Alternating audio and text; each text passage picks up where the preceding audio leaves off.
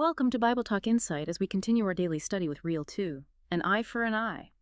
Unpack the true meaning of justice in God's law. It's not what you think, right? That phrase, an eye for an eye, a tooth for a tooth.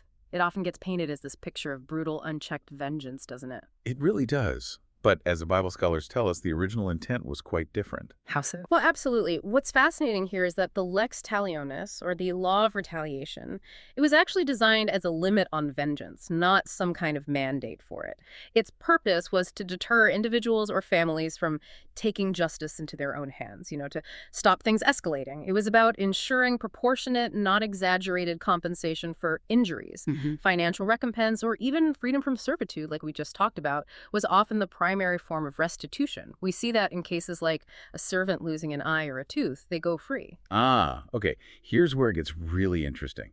So it wasn't necessarily about literal maiming, but about fairness, about preventing these endless cycles of revenge. The Bible also outlines situations warranting the death penalty, like cursing one's father or mother, and laws concerning personal injury where death wasn't the outcome. Right. And this raises an important question. What does it reveal about God's character, his sense of justice? The Bible records specific details. If men were fighting and one struck the other with a stone or fist, causing injury but not death, the one who struck would be acquitted of a capital crime.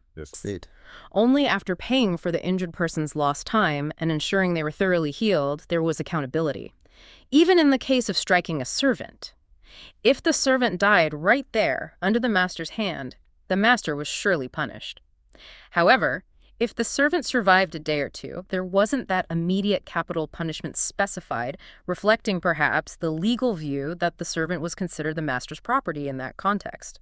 It's complex. Very complex. It demonstrates a nuanced legal system, though, aimed at maintaining order and justice within the community according to the standards of the time. So what does this all mean? It means God's laws, even those that seem harsh to us now by modern standards, were given to establish justice, fairness, and a system where accountability tempered revenge. It fostered a stable society and pointed toward the need for, ultimately, divine justice.